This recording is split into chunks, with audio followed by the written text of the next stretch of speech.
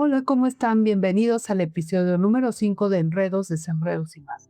Hoy vamos a hablar de nacimiento en crisis, familia, vínculo y el rol del padre. Y tenemos unas expertas en el tema que trabajan en el Instituto Nacional de Perinatología y se llaman María de la Paz Conde Reyes y Rosalía Jiménez. Por supuesto, comunidad de IFAC, exalumnas de IFAC. No se lo pierdan. No se lo pierdan. Hola, ¿cómo están? Bienvenidos a Enredos, Desenredos y más. Un espacio del Instituto de la Familia pensado para conversar, reflexionar y sobre todo comprender lo que pasa en nuestras relaciones. El día de hoy estamos del campus, Lisbeth Pizano y nuestras queridas invitadas, que me voy a reservar su nombre porque ahora las vamos a presentar con toda su historial de su carrera para entrar en detalles. Esther, ¿nos podrías contar de qué vamos a hablar?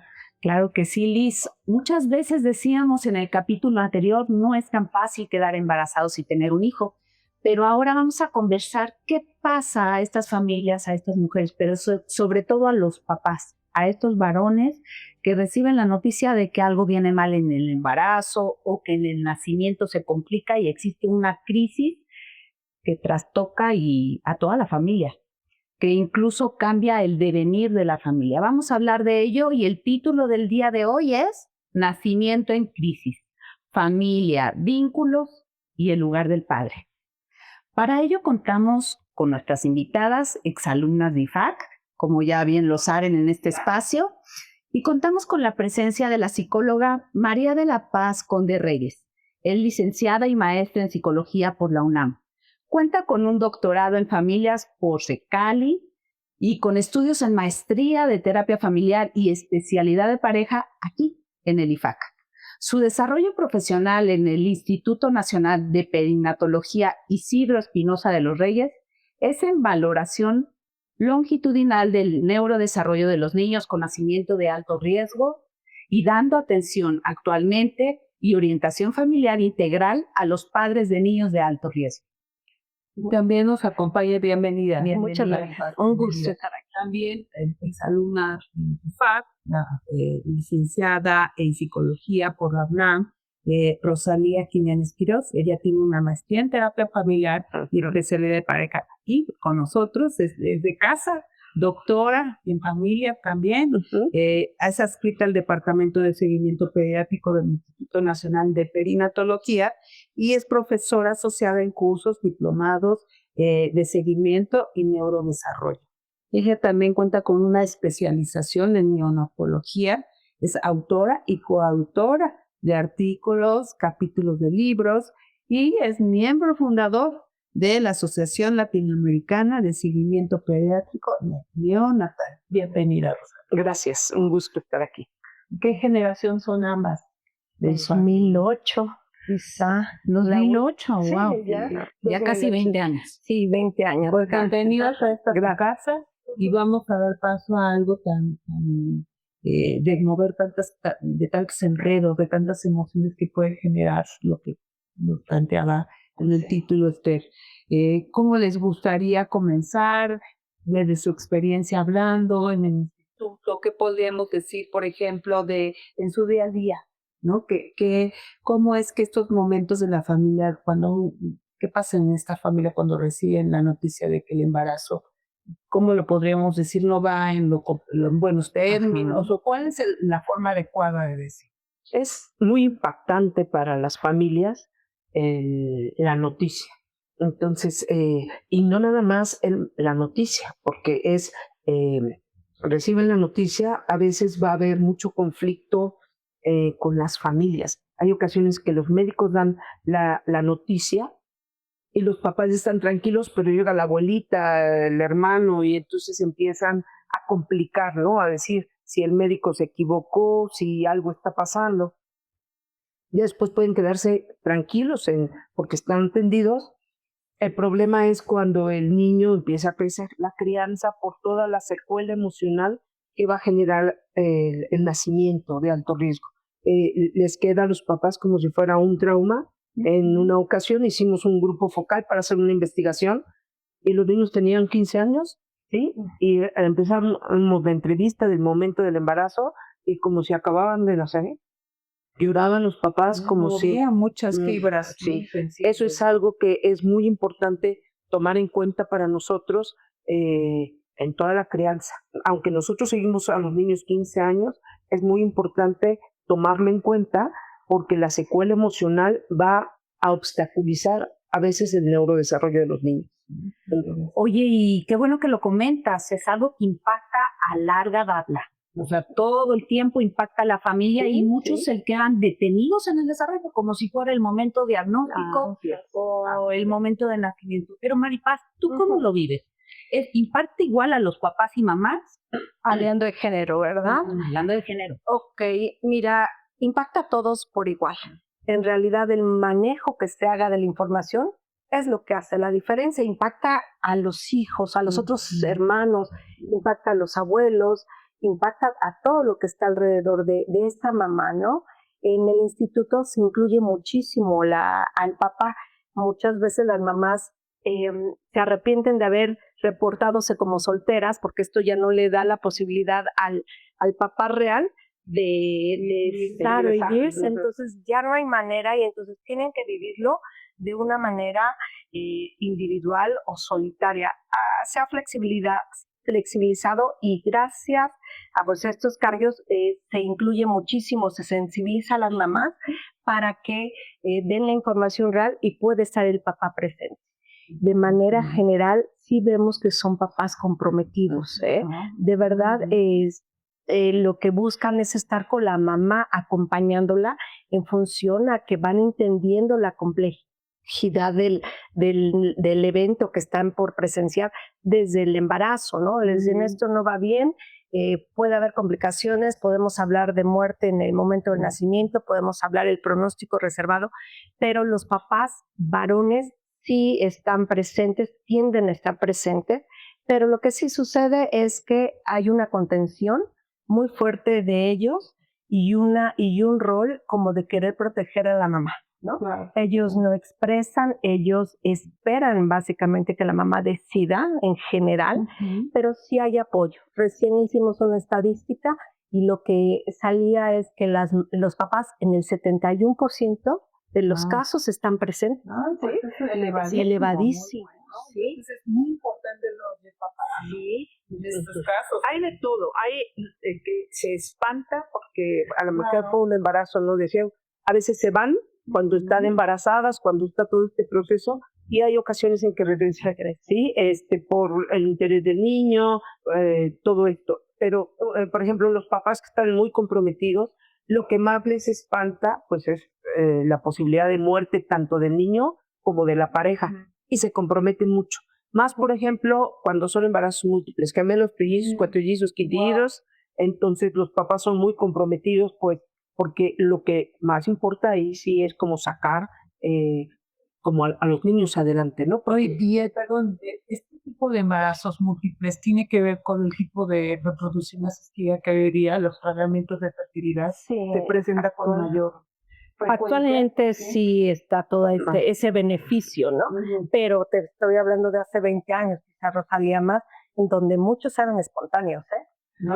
Sí. Algunos son espontáneos, pero también ya es más controlado, porque antes plantaban los huevos y no tenían un control. O sea, por si alguno no pegaba, vamos a llamarlo así, y por eso había mucho trillizo, cuatrillizo, quintillizo. Ahorita ya son mucho más cuidadosos y entonces ya generalmente ya es único y si acaso son gemelos. Ahorita hay menos, pero sí había quintillizos, cuatrillizos, trillizos, y entonces eso complica mucho a las familias. Las mamás en alguna ocasión me tocó que llegó ya como muy tranquila, es que ya tengo diagnóstico de depresión, ¿no? Porque no saben ni por dónde, pues son muchos, ellas eran de quintillizos, ¿sí? Y entonces son situaciones muy complicadas donde ahí sí el papel del papá es muy importante. Porque, y perdón que te interrumpa, pero no siempre está el papá, decíamos que la función paterna en estos casos se debe cubrir, quién la hace, ahora Bueno, que no es en su experiencia. mira, tenemos la mayoría de las familia sí son nucleares, o sea, quizá es algo también que ayuda muchísimo. Y en ellas, pues el papá sí está presente, sí se involucra, están muy sensibilizados, ¿eh? O sea, después de la experiencia que tuvieron y el impacto, pues te dan cuenta que son unos que tienen que estar vigilados desde las dos áreas, ¿no? Mamá, papá, y entonces sí se involucran y nosotros los invitamos. De hecho, está restringido desde COVID el ingreso a toda la familia y nada más la mamá y el hijo, pero en nuestra área sí tenemos esa flexibilidad, los invitamos y se sorprenden muchas veces de lo que observan en sus pequeños, en el desarrollo, en las conductas, y ahí es cuando hacen clic y pueden empezar a hacer cambios, ¿no? Que nosotros nos apoyamos en ellos, como para cuando la mamá se le puede complicar, hacer cambios que a lo mejor necesita, por supuesto, el apoyo del ¿Y papá. cómo nos podrían contar cómo es el trabajo que llevan dentro del instituto? O sea, ¿ustedes cómo reciben a familias? ¿Cómo dan este seguimiento? Cuéntenme.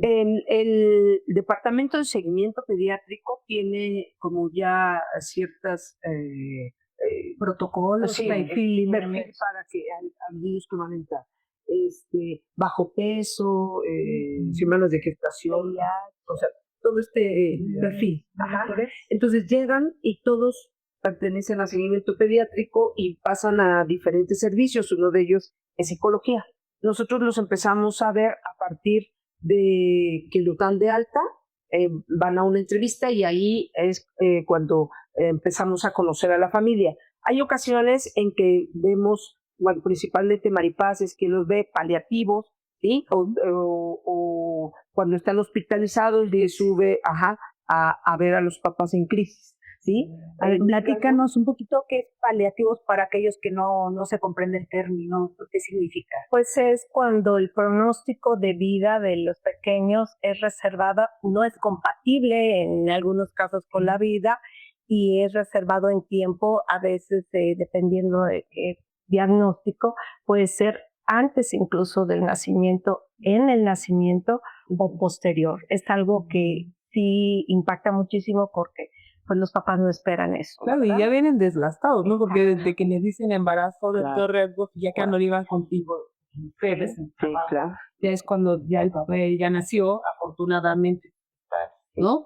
Se logró una gestación y entonces empieza el trabajo con la familia, pero ya vienen en un estrés postraumático, el primer impacto, ¿no? Ahora vamos de esta crisis de cuando reciben la noticia de que el embarazo viene con complicaciones y justo son todos los casos que ustedes ven en pediatría. Claro, y que son las secuelas que les van a quedar a los papás para la crianza de los niños. Esto es muy importante porque nosotros, por ejemplo, cuando valoramos a los niños, que es la mayoría, un 70% más o menos, a los 2 años salen bajos. Unas por las morbilidades, pero otras por la crianza. Hay tanto temor de que, o sea, los vieron vulnerables, los sienten frágiles, entonces Sobreprotección. mucha sobreprotección, y entonces esto lo que genera es que el niño no tenga un neurodesarrollo de manera adecuada, y mucho tiene que ver en el ambiente, porque de otra manera los papás tienen tanto temor que entonces así como que no lo sueltan, como si fuera así es, exactamente. Entonces lo que nosotros hemos estado haciendo es hacer terapias de grupo para papás, trabajar con las familias en muchas ocasiones, talleres psicoeducativos para que ellos empiecen como a relajarse. Parte de este trabajo que Maripaz hace cuando sube en la situación de crisis es como empezarlos a involucrar a todo el área psicológica para que cuando lleguen, ¿sí?, a seguimiento ya entren a grupo y sigan esto. Entonces, esto ayuda bastante. Oye, y dinos, no todas las familias requieren lo mismo. No son los mismos diagnósticos, tratamientos, no todas las estructuras son iguales. Hay familias que ya tienen hijos o que van a tener hijos en estos 15 años de seguimiento. Y a ver, digan, cuéntenos. Retomando un poco tu pregunta anterior, decías, ¿qué pasa si no hay papá? ¿No? Pues mucho hablamos de madres solteras, ¿no? Y se hace una dinámica peculiar en relación a la crianza y al cuidado del niño. Y ahí entran los abuelos y por supuesto, pues su función de los abuelos muchas veces, además de cuidar, es pues a lo mejor no la parte de la crianza no se ve de una manera tan estructurada como tendría que ser en hábitos, en reglas, en roles, y entonces empieza el conflicto tarde o temprano entre las autoridades, lo trigeneracional, ¿no? Los abuelos, la mamá y los abuelitos suelen ser mucho más relajados, más consentidos, y a lo mejor se requiere ese seguimiento puntual, ¿no? Y los abuelitos se ven. Pero tienen una doble función, ¿sí? Mucho es como esta desaprobación que a veces es trigeneracional, como de, no, es que, no, las mamás a veces nos dicen, es que yo quiero ponerle límites y llega mi mamá o mi papá o un abuelito o paterno y dicen, ¿pero qué no viste cuánto sufrió?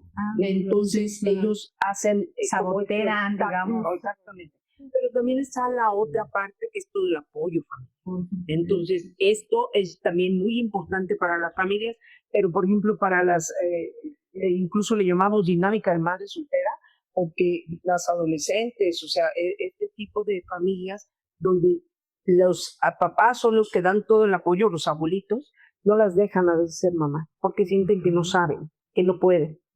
Sí, entonces entran en todo, pero sí, cuídalos tú, entonces se hace como toda una confusión. Claro, ¿sí? múltiples autoridades. Efectivamente. Ya no se rompe toda la estructura, ¿no? Sí, el niño se confunde. Y luego si crea un padecimiento que, ¿no? Que además, pensaba yo, la ganancia secundaria de la enfermedad con el niño, ¿no? Que es esta parte de la sobreprotección, ¿no? A pesar del padecimiento que en algunos casos puede ser. Y se remite, aquí algo bien importante, que la gran mayoría en el 9 niños remiten el diagnóstico inicial, afortunadamente, que son niños sanos, a partir de los 2 años hablamos de niños sin mayor complicación más que el antecedente, pero pues que se quedan arraigados los papás emocionalmente en este momento y toda la dinámica gira en función a ese diagnóstico. ¿Qué tanto de este cambio y modificación del pronóstico es impactado por ustedes, terapeutas familiares, que intervienen en estas familias?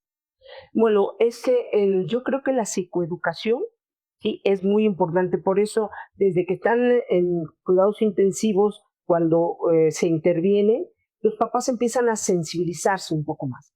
Y ya cuando trabajamos, finalmente estamos trabajando con la familia. Hay veces que puede haber terapia de mamás, de papás, ¿sí? Y los talleres. A las de mamás, bueno, se ha querido que estén como hombres y mujeres, pero se ha hecho como un grupo de mamás, pero las parejas están en el otro grupo. Entonces, estamos viendo a todos. Y cuando se requiere, pues es terapia de pareja cuando hay algún conflicto, o terapia familiar en donde los niños, ya a veces más grandes, hablan todo, porque son niños que están acostumbrados al trabajo, ¿no? Claro, entonces, y si desde que son pequeñitos van con todos saben mejorar lo que pasa, sus emociones, que habíamos en otros casos, en otros capítulos, la importancia de enseñarle a los niños que no han con las emociones. Están de la Son niños que están institucionalizados, o sea, saben, digamos, eso también es una ventaja, ¿no? Digamos, dentro de lo malo que pudiera ser el hecho de tener un padecimiento, el acompañamiento que se les da maravilloso, digamos, en mi parte médica de mi instituto nacional para y ustedes como la parte psicológica, ¿no? Incluso, por ejemplo, hacemos terapia de juego cuando vemos alguna situación con los niños, que problemas en la adaptación en la escuela, cosas así, y siempre es como la primera, como a la mitad de las sesiones y la última, entran los papás con el niño a la terapia de juego. Y es muy interesante porque, hablando de papás, se involucran súper bien, a veces son los que organizan, o sea, bien, es muy interesados cuando están como adheridos, ¿no? Porque hay quien dice no y no se mete, pero generalmente se sensibilizan y participan excelente. Oye, yo sé que es complicado en un instituto integrar a toda la familia, o sea, llamar a los hermanos y a los abuelos, pero ustedes lo hacen. ¿Se puede hacer en este trabajo? Sí, se puede hacer, pero solamente, en la atención paliativa, cuando estamos ya al final de la vida, sí se les ha dado la posibilidad, se hacen ajustes, tienen que tener un criterio para poder ingresar, no entran todos evidentemente al mismo tiempo, pero sí la familia tiene la posibilidad, pensando en que los hermanitos no conocieron ese bebé porque todo el tiempo estuvo internado, sí se les va dando a petición de los papás, ¿no? Y bueno, pues creo que esto es algo que les ayuda a elaborar el duelo de una manera mucho menos dolorosa, tarde o temprano, ¿no? Pero, Y también cuando vemos alguna situación, si llamamos a toda la familia, a nosotros nos dicen, ustedes entreguen lo que tienen que entregar, todo lo demás hagan lo que quieran. Entonces, así fue como empezamos la terapia de papás, la terapia de grupo, los talleres. Fue como de, sí, todo es un plus, pero lo hacemos porque las personas tienen la necesidad y uno está observando y tienen las ganas. ¿Sí? Entonces se adaptan a veces a todo. Hay veces que los salones están súper chiquitos y entran los papás y los niños a jugar y entran a jugar, ¿no? Entonces, o sea, bien, en realidad cuando se integran bien. Claro, también tenemos desde los papás que dicen, es que los médicos ponen demasiados pretextos o piden demasiado, ¿no? Y no quieren participar. Por eso, para nosotros, el que el papá vaya a la valoración es como que se haga consciente de lo que está pasando. Porque cuando empiezan los niños a trabajar y ven que no quieren, entonces es, a ver, papá, usted, ¿Cómo haces? y entonces los papás se concientizan de a veces minimizar lo que la mamá está tratando de hacer, y es cuando se empiezan a integrar, ¿sí? Porque hay ocasiones en que está chiquito, déjelo, ¿sí? Pero ya cuando empiezan a observar este tipo de cosas, se concientizan. Sí, claro. Y ahí el hecho de que hay un grupo especial para varones, y entonces acuden y tienen un espacio, primero como que lo piensan, se choquean un poco cuando se les sugiere, por el tema que sea que se identifique en la consulta, se les da esa opción, y sí en realidad responde a aquel que realmente no tiene más que ese espacio como de apoyo, y hay respuesta menos. Por supuesto, las mamás están al frente, pero sí se apoyan. En nuestra población sí vemos que estas mamás se apoyan en los papás y los papás. Pero sería visión sistémica, ¿no? Que Exactamente. completamente. O sea, al principio la mamá y paciente están, ¿no? Sí, Luego se convierte en niño, ¿no? La red se convierte en la red de apoyo, no se vuelve todo esto, ¿no? Sí. De una manera muy incluyente, como lo llevan ustedes el tratamiento, pero también el hecho de que los niños, mencionaban hace rato, puedan ser niños sobreprotegidos, que haya dos visiones, mamá, papá, y sus abuelitos, algún tío que apoya, alguien más, lo de los cuidadores primarios, permite también que se vaya equilibrando, ¿no? Y esto es muy importante porque hay ocasiones en que las mamás sobreprotegen demasiado y entonces hay que darle mucha fuerza al papá porque a veces dice, es que no me deja. No, o sea, a ver, papá, o sea, empieza como a quejarse el papá de que no me deja, y entonces es como trabajamos un poco con la pareja, y entonces esto permite que la mamá también baje un poquito y deje entrar al papá. Y yo creo que esto es importante porque también las mujeres se van sintiendo menos sobrecargadas entre más información y más redes tienen. A ver, hemos hablado de cosas importantes: educación, acompañamiento profesional especializado, un equipo multidisciplinario, no sobreproteger a los niños. ¿Qué otras cosas podemos ir sintetizando y para ir dando como herramientas y tips a las familias que pasan estos procesos? Yo creo que una buena comunicación, o sea, algo que tratamos de promover mucho en los papás, siempre les decimos, a ver, ustedes van a ser pareja, ¿no? Y si no hay pareja, al rato, ¿qué va a pasar con la familia? Entonces tenemos que cuidar a la pareja, porque a veces en el día a día y en las obligaciones se olvidan de la pareja, de la amistad, de nada más cumple. Entonces creo que una de las cosas que más tratamos de promover es la comunicación en la pareja, ¿no? El que tengan espacios para ellos, espacios para sus hijos, espacios para la familia, principalmente, porque si no, la pareja empieza a olvidarse por las obligaciones. Perdón, te quité la... No, creo que sí es importante que los papás sepan que los papás varones no se deben de hacer a un lado, porque lo que suele suceder, como dice Rosalía, las mamás acojan, sobreprotegen a los niños, acaparan a los niños, de tal manera que es bien recurrente de verdad que en nuestras familias el colecho mamá e hijo se dé plenamente. Y dice, señor, ¿usted dónde duerme? los muertos, el piso, con el otro. No tienen o sea, no tienen en realidad conciencia de lo que está generando, como dice Rosalía, en la pareja, en el niño, y el papá se hace a un lado y lo que hacemos justo es, a ver papá, si este pequeño no se quiere separar de la mamá, pues su función es, usted tiene que entrar, porque si no, y no será los no será ahí. Más cuando tenemos un índice, como ustedes lo tienen específicamente en su tratamiento, como llevan en todo su programa, de que hay más del 70% de papas presentes. Sí. ¿No? Si les verifica, al contrario, digamos, van a apoyar más a los abuelitos, o a alguna otra persona que pueda actuar como cuidador primario, ¿no? Además de la mamá, de apoyo. Pero en este caso, ustedes sí tienen una población, hasta grupo de papás tienen, una mamá, sí, ¿no? Está increíble. Entonces, por ejemplo, si yo tengo un paciente que sé que tiene un embarazo dentro de ¿cómo podría entrar al instituto? Para tener la ventaja de ahí viene la poder tener este programa, no solo médicos que son excelentes profesionales, sino también un acompañamiento terapéutico adecuado. Bueno, ahí sí son las reglas del hospital. Si no tienen, creo que ISSSTE y seguro entran, si llevan, creo que una carta de que es un embarazo de alto riesgo. Y tienen un acompañamiento muy bueno desde el embarazo.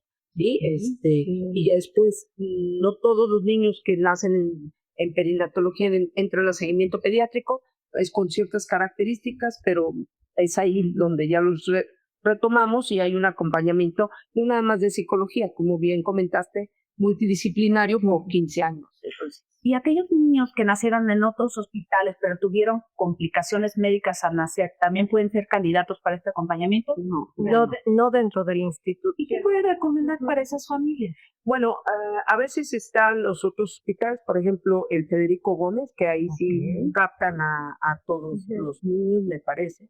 ¿Sí? O Español también. sí, o centros de salud, porque a veces en los centros de salud hay psicólogos, entonces es como dar De manera privada. ¿Qué recomiendan ¿Qué ustedes que son recomiendan? especialistas? Bueno, pues a lo mejor un seguimiento, o sea, eso es lo que se ha buscado desde hace mucho tiempo, un seguimiento de que se valore de repente a los niños, ¿sí? Porque ahí se puede ver muy bien la crianza. Yo, una de las cosas que más defiendo creo que es la crianza. ¿Por qué? Porque evitamos muchos conflictos a futuro. ¿Sí? Claro. Porque a veces los papás no se dan cuenta. Por ejemplo, hay mucha sobreprotección ahorita a nivel social. Y entonces hay ocasiones más en la población de niños de alto riesgo. Y a veces los papás no saben. Cuando están haciendo los niños determinadas cosas y se les marca, dice, ¿esto es sobreprotección? Con razón en todos lados me dicen que lo sobreprotejo, pero no sabía que esto es sobreprotección. ¿Sí? Normalizado. Sí, o sea, no lo dejan hacer esfuerzos, los papás hablan por ellos, etcétera, etcétera, y cuando se les marca, o esto que comenta Maripaz, el papá se duerme en otro lado y es no, o sea, al niño lo mandamos a su cuna y al papá lo regresamos a su cama, digo, cuando los papás quieren participar en todo esto, ¿no? Y que el movimiento que mencionas también hace que el niño se vaya a hacer, Claro, ¿no? autónomo, independiente. El niño también le vamos dando esa posibilidad de no sentirse vulnerable. Hazlo que vayan también tomando esta conciencia de que él solo puede ser cosas. Seguramente también se busca de la mamá o de los cuidadores. Absolutamente, y es parte de lo que necesitamos hacer, porque son niños que ya de por sí los papás los ven vulnerables. Hay niños que a lo mejor, o sea, como bien el 90% ya son familias normales, pero hay algunos que pueden tener alguna secuela y los papás lo sobreprotegen más. Y esto, cuando hay hermanos, es todavía más complicado, porque como el niño está centralizado, los hermanos a veces se olvidan. Claro. Es como si los hermanos estuvieran buscando una enfermedad para que entonces sean víctimas. Sí, claro. Eso es lo que tenemos que cuidar. Y para no convertir la vulnerabilidad en la identidad de este niño, también en PAP contamos con especialistas, con Rosalía, con Maripaz, y les dejamos sus contactos también ahí en la cortinilla, van a tener sus contactos para poder contactarlas si es necesario. Claro que sí, con lo más indicado sería terapia familiar. Sí, yo creo que son dos vertientes. Tenemos que no olvidar el niño y ese antecedente, vigilar y neurodesarrollo hasta cierto momento, y la atención familiar, o sea, una atención integral y que los papás puedan tener conciencia de que no es el alta y se acabó el problema, sino hay que seguir vigilándolos, acompañándolos y bueno, que todo salga lo mejor para los niños y para ellos mismos, ¿no? Con este acompañamiento. Porque esto finalmente es como una orientación. ¿Sí? Claro. O sea, la terapia familiar a veces es una orientación y a veces es falta de comunicación, ¿sí? O de conocimientos. O como de dices. conocimiento, ¿sí? Y a veces con poquito las familias funcionan perfecto. Muy bien, el Tema- conocimiento y de reconocimiento y de diálogo también. Oye, las emociones de las familias, percibir y si pueden identificar las cosas que les den fortaleza, ¿no? Para, ¿no? Sacar esta fortaleza que construyen cuando tienen un evento desde la gestación. Así es. Para el normativo, o sea, fuera de lo normal, ¿no? Se vuelve algo muy importante. Muchísimas gracias. No, un gusto. ¿Quieran cerrar con algo más? ¿Una recomendación?